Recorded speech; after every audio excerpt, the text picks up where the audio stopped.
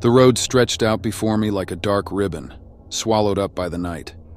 I hated driving alone this late, but I was already running behind schedule, and cutting through these back roads seemed like the fastest way to get home. The rain tapped lightly against my windshield, growing heavier by the minute. My headlights sliced through the darkness, revealing only the empty stretch of road and the occasional shape of trees bending in the wind. Just as I started to zone out, a figure appeared in my high beams. A man standing on the side of the road, his thumb sticking up in the universal sign of a hitchhiker. His clothes were drenched, clinging to his thin frame, and his face looked almost hollow in the dim light. Against my better judgment, I slowed down and pulled over. I could feel my heartbeat in my throat, and my mind raced with all the warnings I'd ever heard about picking up strangers. But I was too far out in the middle of nowhere to just leave him there. He got in without saying a word, his eyes fixed straight ahead, unblinking. He didn't even say thank you. The silence between us was suffocating. I tried to break it.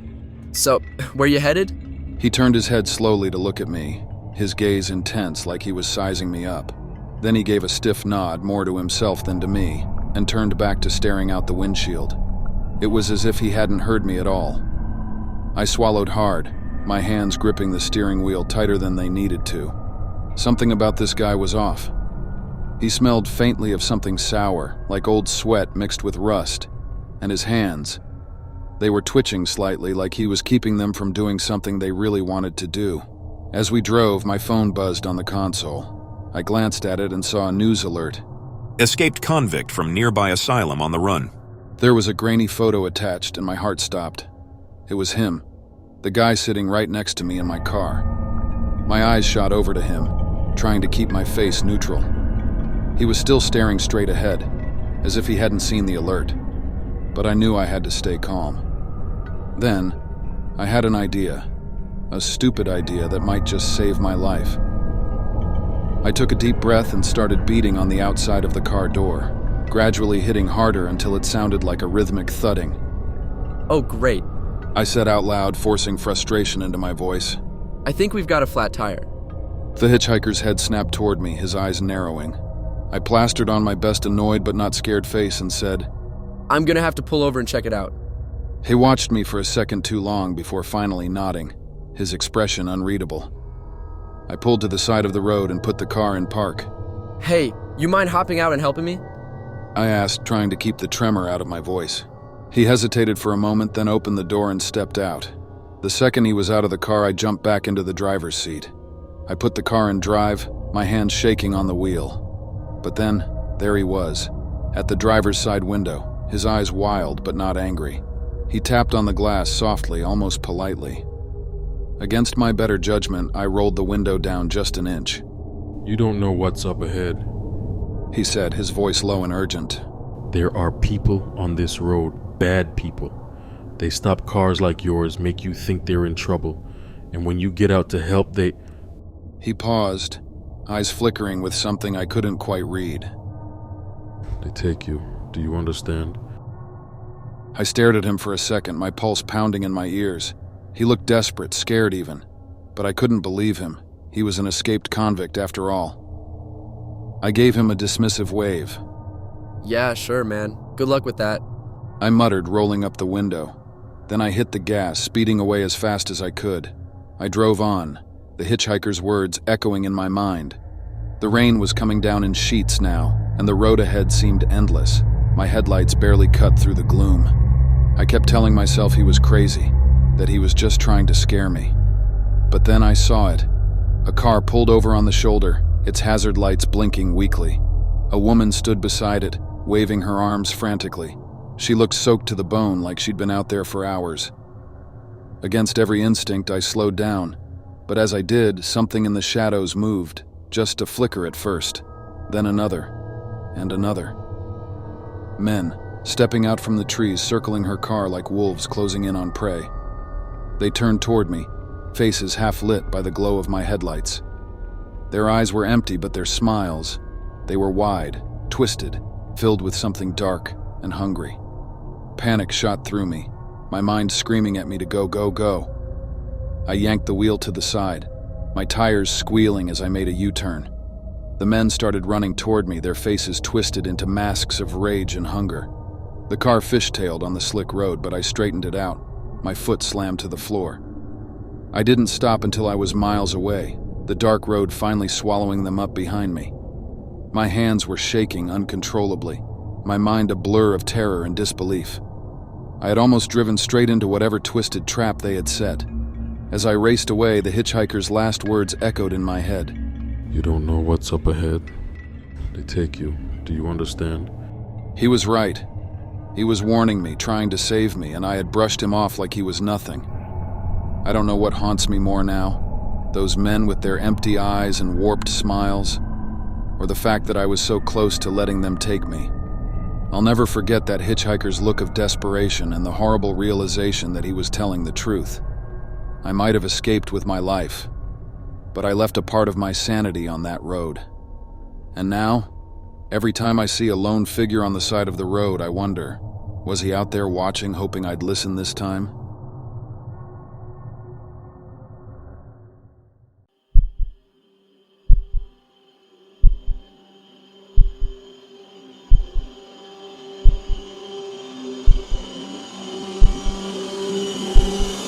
I have always loved hiking. There's something about being in nature away from the noise of the city that makes me feel alive. One crisp autumn morning, I decided to take on a new trail in the mountains. Little did I know, that decision would lead to the most terrifying experience of my life. The day started out beautifully. The sun was shining, and the air was fresh. I packed my backpack with the essentials: water, snacks, a map, and my phone. As I walked, I felt a sense of peace wash over me. The trees were tall and majestic, and the sound of birds singing filled the air. Everything was perfect until I misstepped on a loose rock.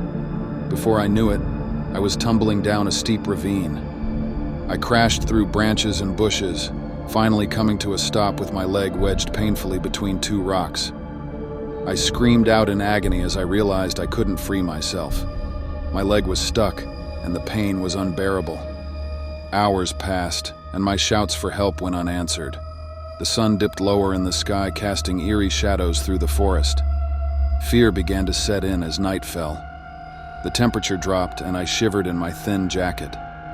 I continued to call out, hoping against hope that someone would hear me. Finally, after what felt like an eternity, I heard footsteps. A beam of light cut through the darkness, and a man appeared. He looked to be in his late 40s, with a rugged face and kind eyes. Relief flooded over me. Are you okay? He asked, his voice steady and calm. My leg's stuck. I managed to say through gritted teeth. I think it's broken. He knelt beside me and examined my leg. This is gonna hurt, but I need to free your leg. Can you handle it? I nodded, bracing myself. With a grunt, he managed to pry the rocks apart just enough for me to pull my leg free. The pain was excruciating, but I was too relieved to care. Thank you.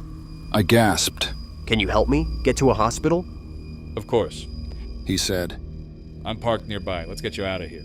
He helped me to my feet, and I leaned on him heavily as we made our way to his car.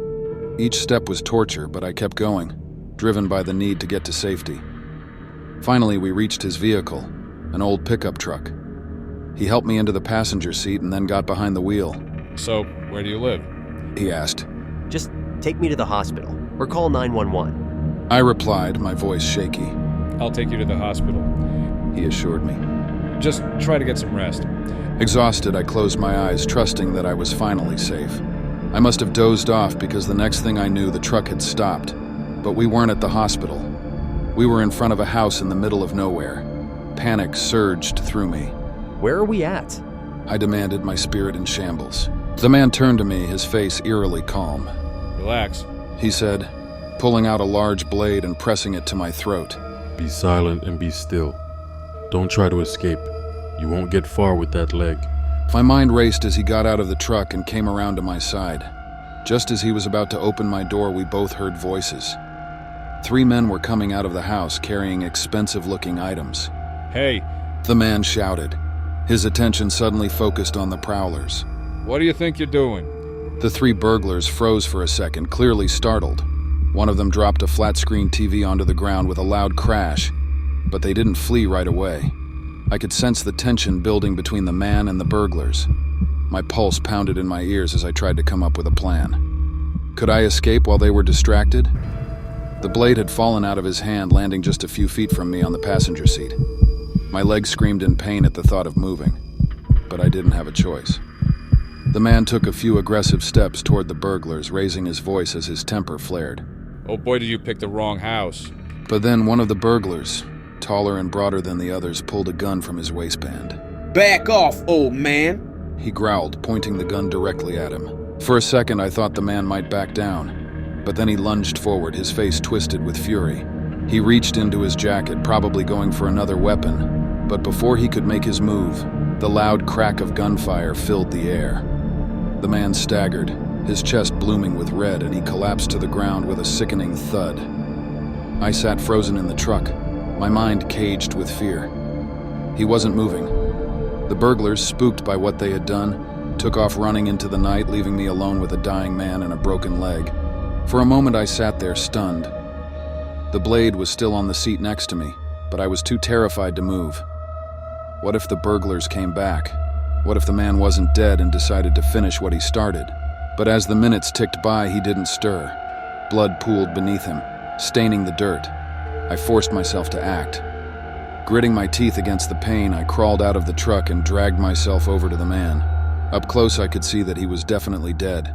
His eyes were glassy and his chest wasn't rising. I fumbled for my own phone in my pocket, dialing 911 with shaking fingers. It felt like hours before I heard the sound of sirens in the distance. The police and paramedics arrived, and as they loaded me into the ambulance, I told them everything that had happened. The paramedics tried to comfort me, but I couldn't shake the trauma that still hung over me. A few days later, as I was recovering in the hospital, I received a phone call. It was the district victim's advocate. She informed me that the man who had helped me was actually a serial killer the police had been searching for. He lured people in by pretending to be a good Samaritan, only to take them to his house where he would... Well, you can imagine the rest. I didn't want to hear any more details. I was just grateful to be alive. I'll never forget that night. The terror, the blood, and the lesson I learned. Sometimes the greatest danger doesn't come from the wilderness.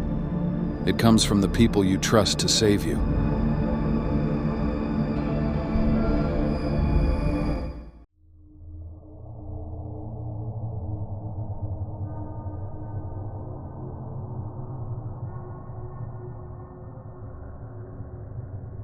It was my first week at university, and I hadn't made any friends yet.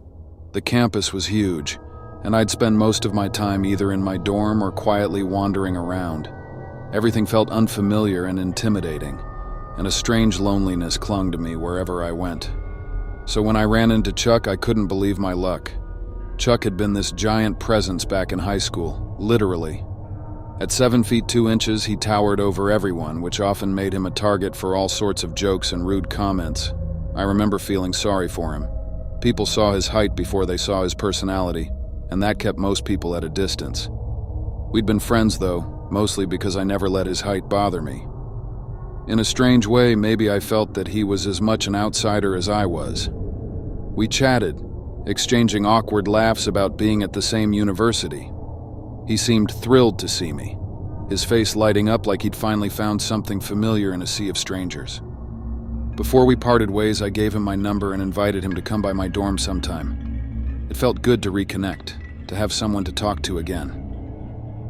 About a week later, he called me, asking if I wanted to catch up. I didn't even hesitate. Finally, someone I knew, someone I could talk to without feeling like an outsider. We agreed he'd come by that afternoon. I found myself nervously cleaning my tiny dorm room, hoping everything looked nice. When he arrived, Chuck was as massive as I remembered, his shoulders nearly filling the doorway as he ducked to step inside.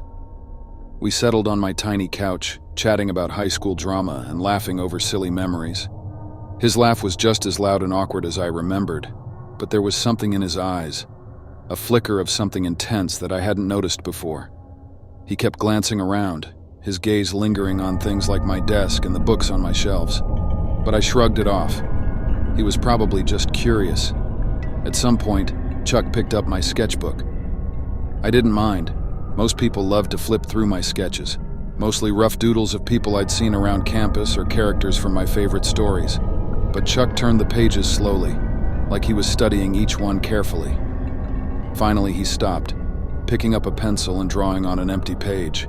I watched, at first amused, as he drew a rough stick figure, but then his hand moved more carefully, separating the limbs from the torso and adding little droplets of blood around the severed parts.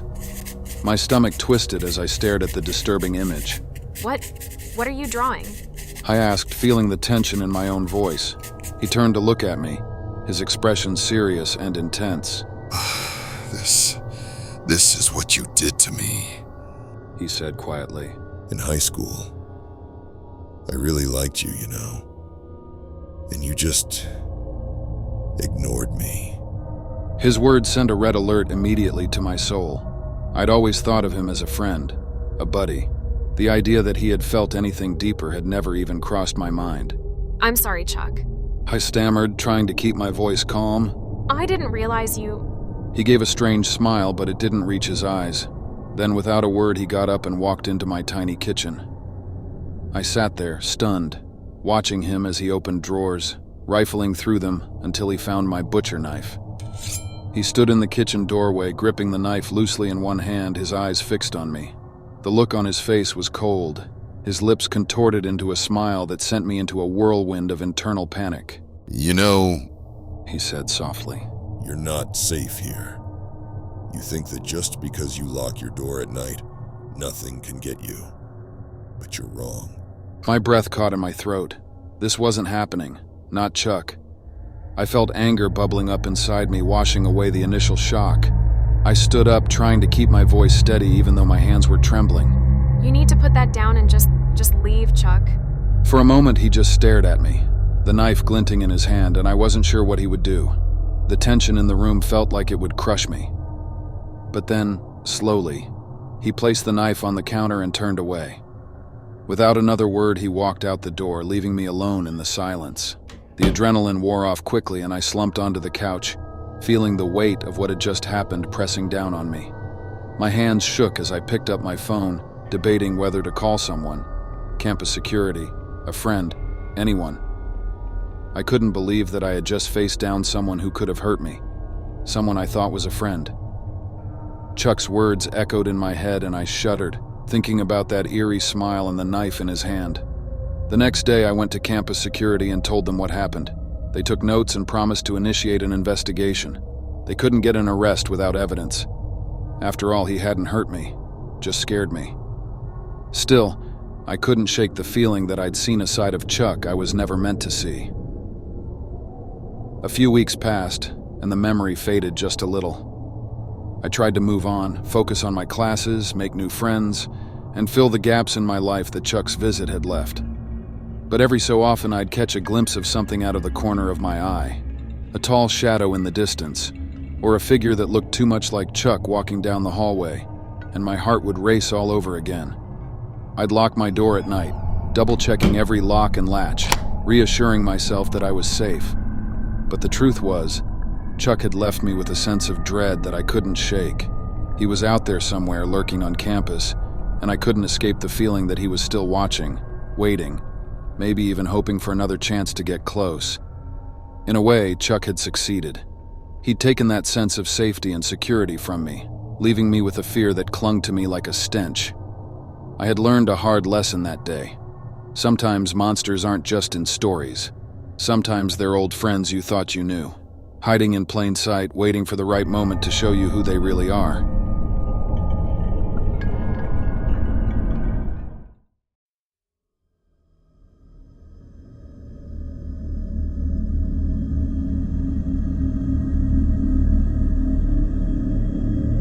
It was 1:30 a.m., and I was running on fumes, both my car and my body.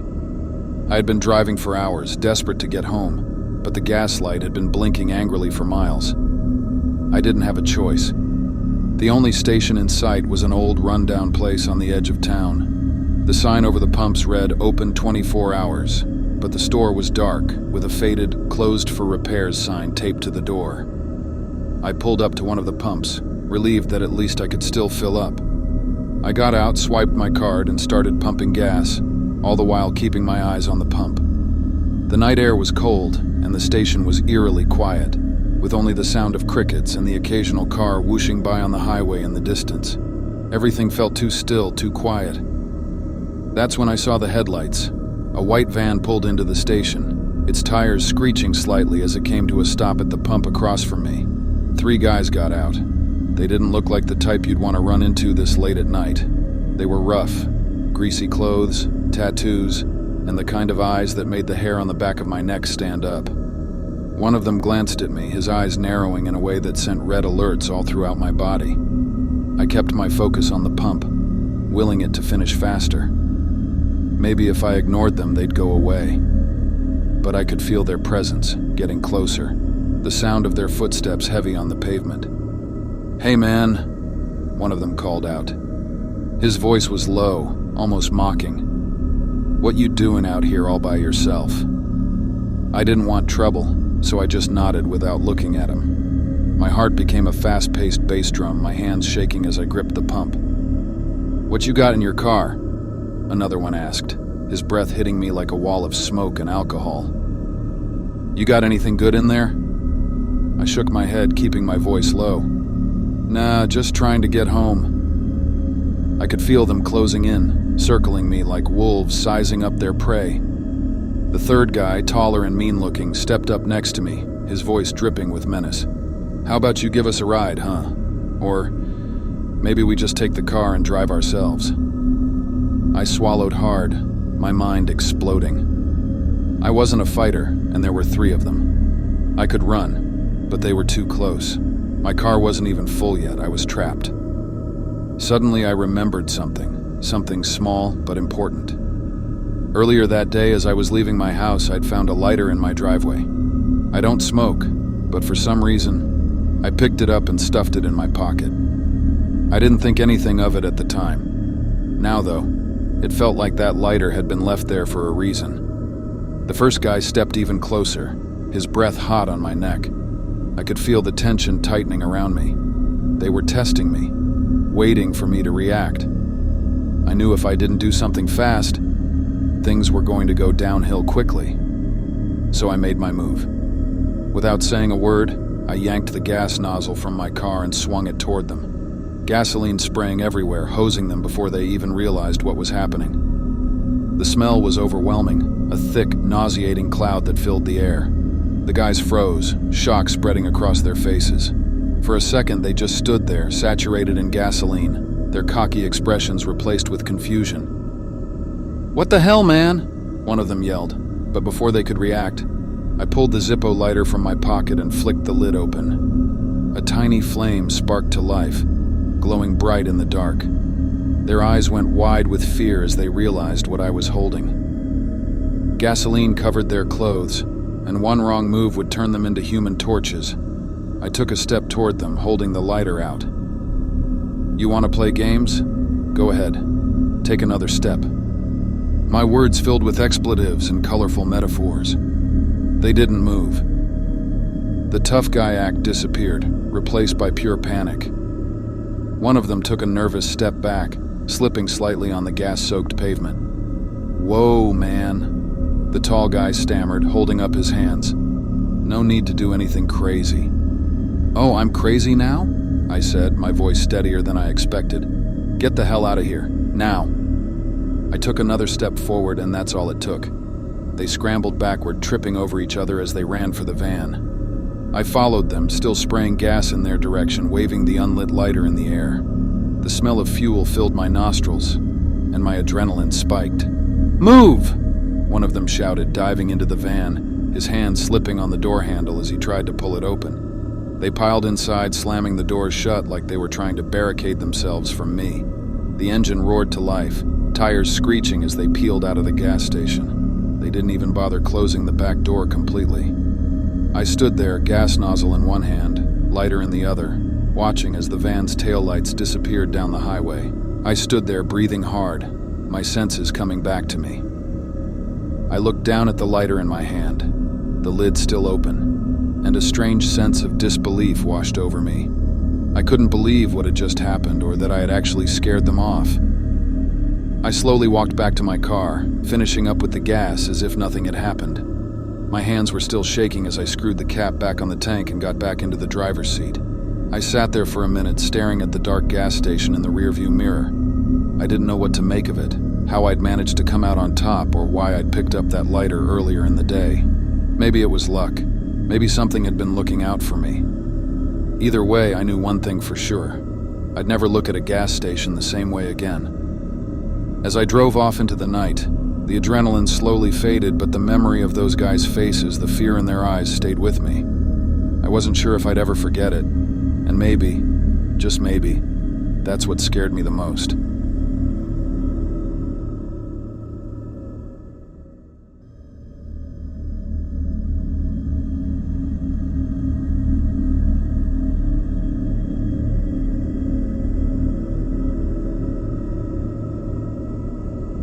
I knew it was a mistake the moment I slowed down. The rain was pounding hard, making it nearly impossible to see more than a few feet ahead. The wipers worked overtime, barely keeping up, when I noticed a hitchhiker standing on the side of the road. He was drenched, his hood pulled low over his face, and he was waving his arms like a madman. Against my better judgment, I hit the brakes and pulled over. The moment he opened the door and slid into the passenger seat, I regretted it. Thanks, man. He muttered, his voice rough like gravel. I could barely make out his face under the dim overhead light, but what I could see didn't make me feel any better. He was pale, with dark circles under his eyes, and there was something about him that sent off red alerts. His thumbs were wrapped in dirty bandages stained with what looked like old blood. No problem. I lied, forcing a smile. Car trouble? He nodded slowly, his eyes never leaving mine. Broke down a few miles back. Been out here for hours. He said, but there was something off about his tone, like he was testing me, watching for a reaction. I didn't know what to say, so I nodded and turned my attention back to the road. The silence was thick, only broken by the sound of rain pounding on the roof and the occasional rumble of thunder in the distance. You live around here? I asked, trying to ease the tension. He shrugged. You could say that. Been drifting for a while. I felt my phone buzz on the console between us. Glancing down, I saw a message from an unknown number. Do not trust the hitchhiker. Get out now. My heart stopped. I tried to keep my face neutral, swallowing the fear that threatened to show. I slid the phone into my lap, pretending it was nothing, and tightened my grip on the steering wheel. Hey, He said, suddenly breaking the silence. you know what's funny? Most people don't pick up hitchhikers anymore. He turned to face me, and I noticed his lips curling into a smirk. Too dangerous, they say. I forced a chuckle, my mind racing. Yeah, guess I'm just old-fashioned. Yeah, He said, leaning back in his seat.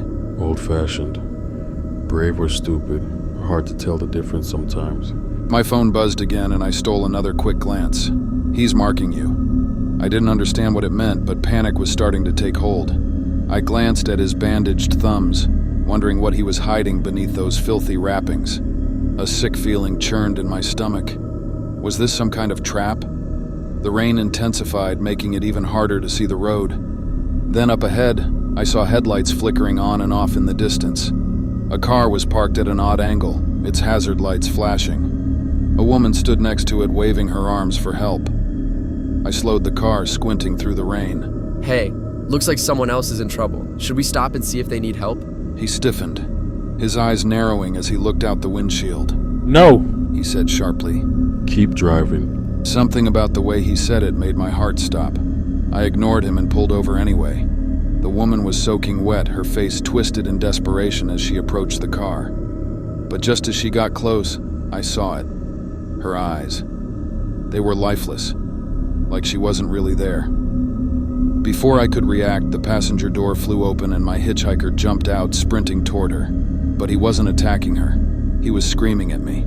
Go, get out of here. It's a trap. Then I saw them, shadows emerging from the other side of the car, a group of men creeping closer, surrounding them. Their faces were hidden by the darkness, but their intentions were clear.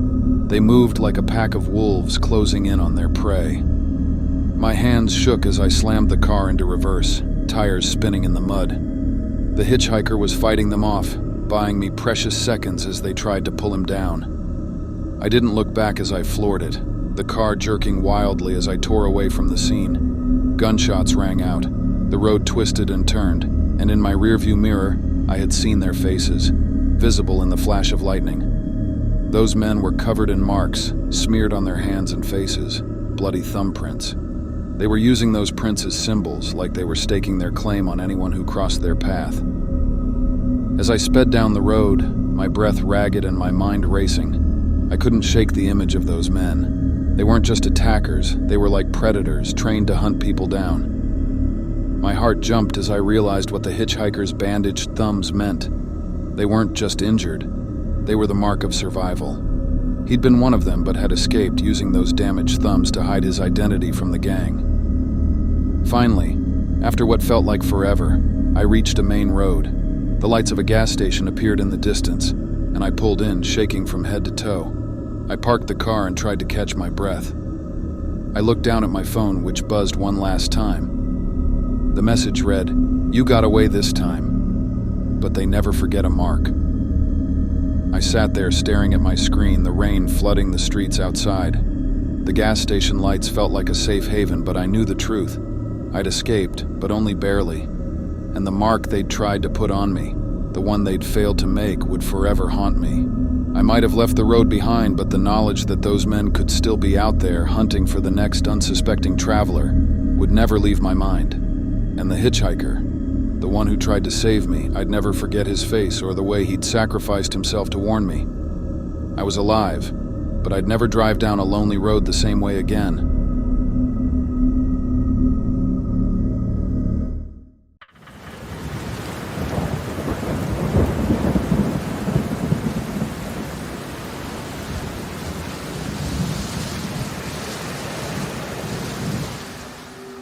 The sky was already darkening when I started my usual hike. The trail was familiar and my boots crunched softly on the leaves scattered all around.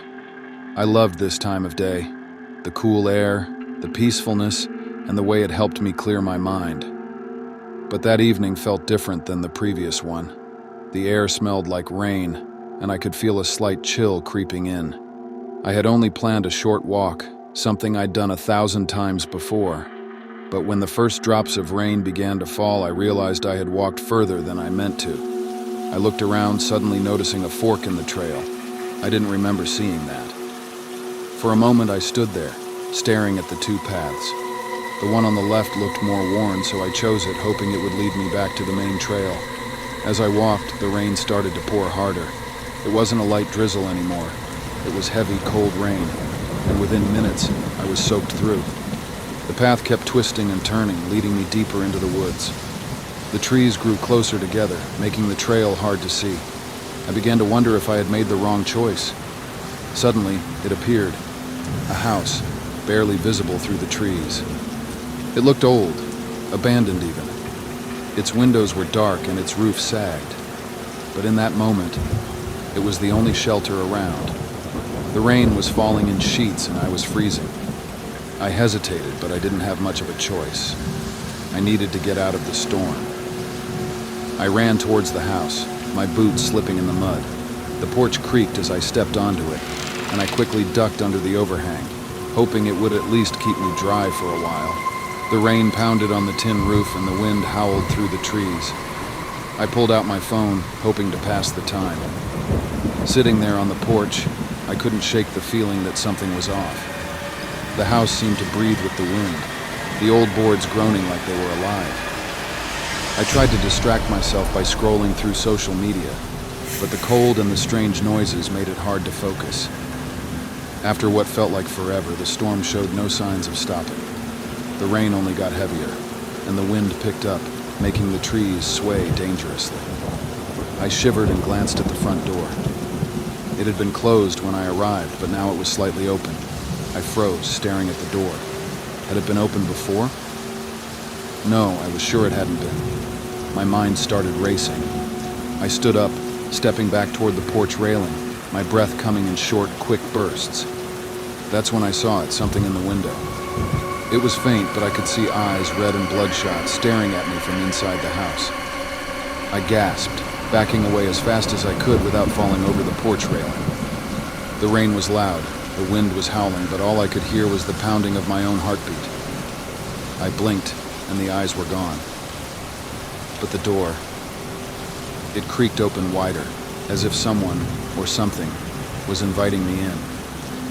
I felt a chill wash over me, making my hair stand on end. I was trapped. If I ran into the woods, I'd get lost. But staying near that house, with those eyes watching me, felt even more dangerous. The wind pushed against me, almost as if it were urging me toward the door. I made up my mind. I couldn't stay there. I took a deep breath and jumped off the porch, landing hard in the mud. I started running, not caring which direction I went as long as it was away from that house. The branches tore at my clothes and rain blurred my vision, but I didn't stop. I couldn't stop. Behind me I could hear something. Footsteps, maybe. Or was it just the sound of the storm?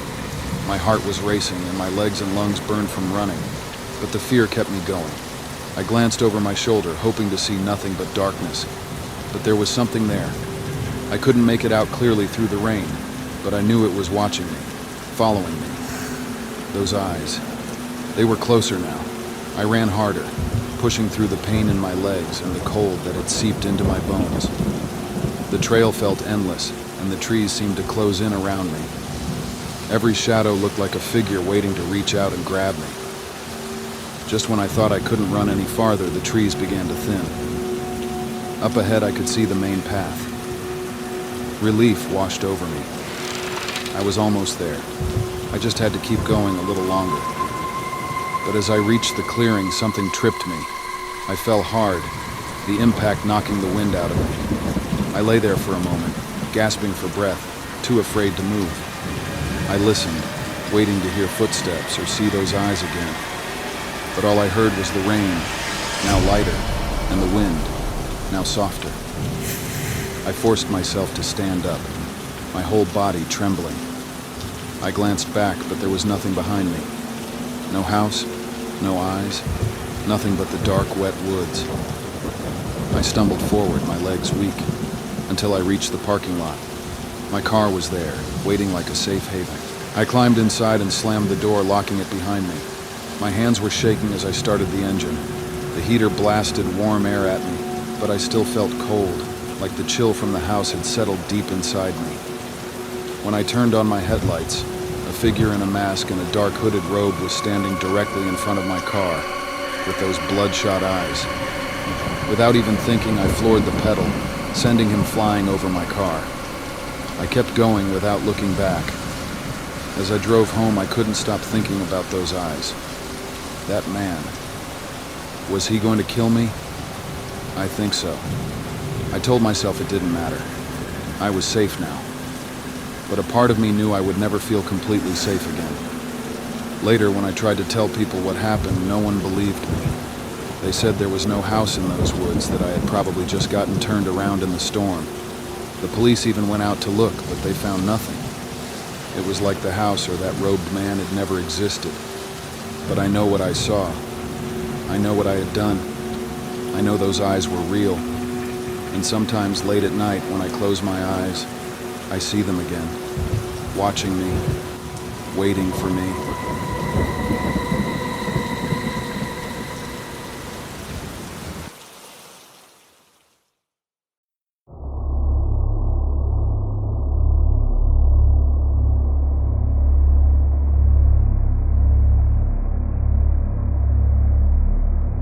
I'd been working at the company for about 6 months when I met Claire.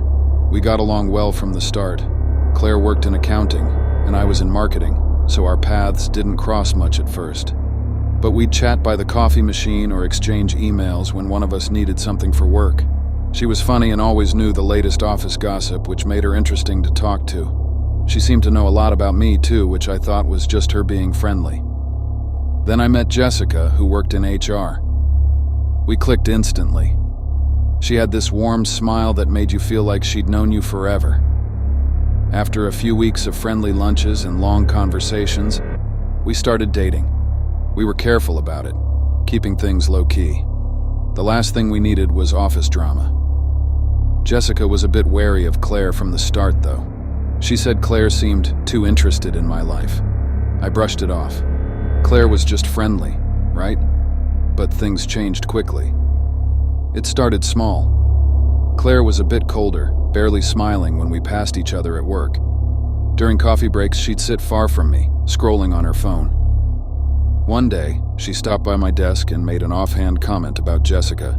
She said something like, I hope she treats you right. but the way she said it made me uncomfortable. When I asked if something was bothering her, she shrugged and gave a tight smile. I'm fine, Liam, really. Soon after, Jessica's stuff started going missing. It was weird at first. Files she'd organized would disappear, and sometimes she'd find strange, cryptic notes left in her workspace. Messages like, "You're not as smart as you think," or "He's better off without you." Jessica was sure someone was messing with her. She thought it was Claire, but I didn't believe her. "Why would Claire do that?" I asked. But Jessica couldn't shake her suspicions. Things got worse. One night, Jessica called me late, her voice shaky. She'd been out on her balcony and thought she saw someone watching her from the street. It was just a shadow maybe, but it freaked her out. Liam, I know it's her. She said, but I still didn't want to believe it. Claire was a little intense, sure, but she wouldn't stalk someone. Then came the company retreat. We were heading to a secluded cabin in the woods for team building. Jessica and I agreed to avoid any drama with Claire, who'd also be there. But on the first night, Jessica and I went for a walk after dinner. Claire showed up out of nowhere, giving me this odd, knowing look, and asked if she could join us. Jessica tried to stay calm, but I could tell she was tense. I didn't want to make a scene, so I let Claire tag along. That night, I woke up to an empty bed. Jessica was gone. I panicked and checked the cabin, finding the front door open. Running outside, I saw Jessica stumbling through the trees, her face pale and eyes wide with fear. She was mumbling about hearing her name whispered outside her window, feeling as though someone was calling her into the woods. I wrapped my arms around her, trying to calm her down, but she was convinced it was Claire. The next day, Jessica was distant, and Claire acted like nothing had happened. She was all smiles, chatting with coworkers as if the night before hadn't happened. But Jessica's anxiety kept growing, and she begged me to confront Claire. She said she couldn't take the constant feeling that Claire was lurking around every corner, watching her, waiting. That evening, we were all sitting around a bonfire, and Jessica finally confronted Claire. She told her to back off, to leave us alone. Claire looked stunned at first, then her expression darkened. She said something that sent chills through me. I was just trying to protect him. She said, glancing at me. People like you don't really care about him. You'll just hurt him like everyone else. The group around the fire went quiet. The tension was thick as Claire and Jessica stared each other down. I felt trapped, stuck between them. Then Claire lunged at Jessica, pushing her back. I jumped up, but before I could reach them, David, a coworker who'd been sitting near the fire, tried to pull Claire away. In the chaos, Claire pulled something out of her coat pocket, a knife. The gleam of the blade caught the firelight. There was a gasp, and in an instant, David stepped forward to shield Jessica. Claire swung her hand, and I'll never forget the horror of that moment. The knife caught David in a quick, terrifying blur, and suddenly there was blood. People screamed, and some tried to pull Claire back, but she just stood there, her face blank and calm, the knife hanging in her hand. She looked at me, as if she had nothing to regret, saying softly, I did what I had to. David was rushed to the hospital, but he didn't make it. I was left in shock, my mind reeling, trying to make sense of everything that had happened. I couldn't believe that Claire, the same person I'd shared so many casual coffee breaks with, had done something so horrifying. I felt an overwhelming guilt, wondering if I could have stopped it if I'd only seen the signs. After that night, I couldn't look at the office the same way. Claire was arrested, and they said she'd probably never see the outside of a cell again. Jessica left the company soon after, unable to face the haunting memories of that night. I stayed, but every day felt colder, emptier. Months passed, but the memory of Claire and that night around the bonfire never faded. I couldn't shake the feeling that somehow I'd missed something crucial, some warning sign that could have stopped everything. And every time I thought of David, I felt the weight of that guilt settling over me all over again. Claire had been hiding something dark beneath that friendly exterior, and I'd been blind to it. In the end, it cost someone their life. Now every time I make a new friend, there's a part of me that wonders in the back of my mind if I truly know them, or if I'm just waiting to discover another dark secret.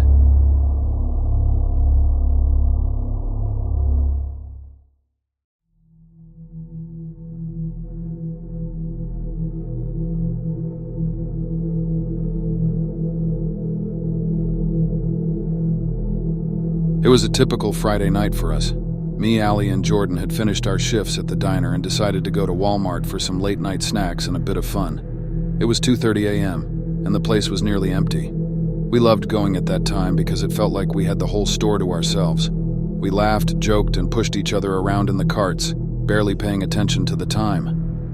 When we finally left, arms full of bags and still giggling over something Allie had said, we didn't notice it at first. The dark car parked across the lot. It was sitting there, engine idling but no headlights on. It was strange, but we didn't think much of it.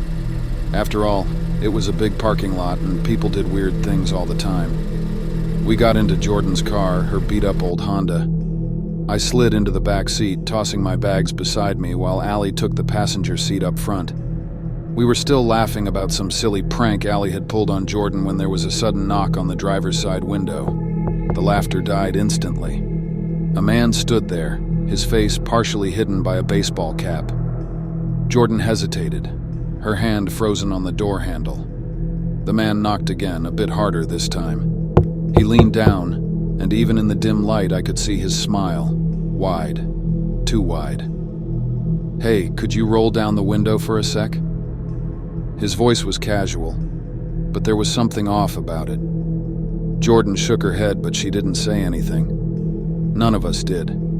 He knocked again, harder. "Come on, I just need some food. I saw you guys come out of the store, so I know you've got something. Or maybe just a couple bucks, I'm starving." Jordan cleared her throat, her voice low and shaky. "We don't have cash. We used a card." "That's fine," the man said, his smile never fading. "You can give me a ride to McDonald's or maybe take me back into Walmart. I could grab some bread and bologna or something." "We can't help you," Jordan finally said, her voice firmer now. That's when his smile faded. He stepped back from the car, staring at us through the window with cold, angry eyes. His face twisted, and for a second I thought he might break the glass. "You're not gonna help me? After you just went shopping? You think you're too good to help someone out?" His voice rose and the tension in the car became suffocating. Jordan didn't respond. None of us did. The man stood there for another moment, then turned and walked away, disappearing into the darkness. I exhaled a breath I hadn't realized I'd been holding.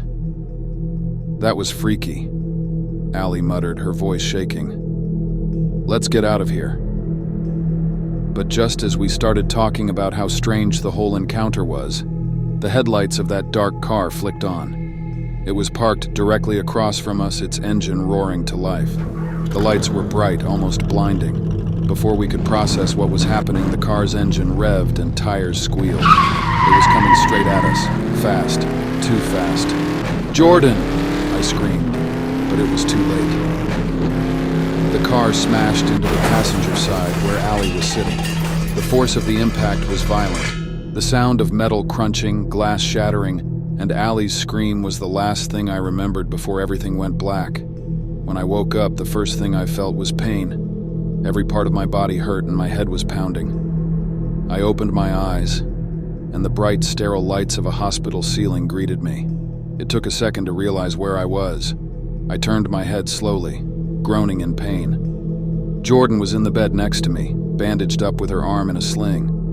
I tried to call her name, but my throat felt raw. A nurse came in, her face kind but serious. "You're awake," she said softly, checking my IV. "You've been through a lot." I wanted to ask what had happened, but the words wouldn't come out.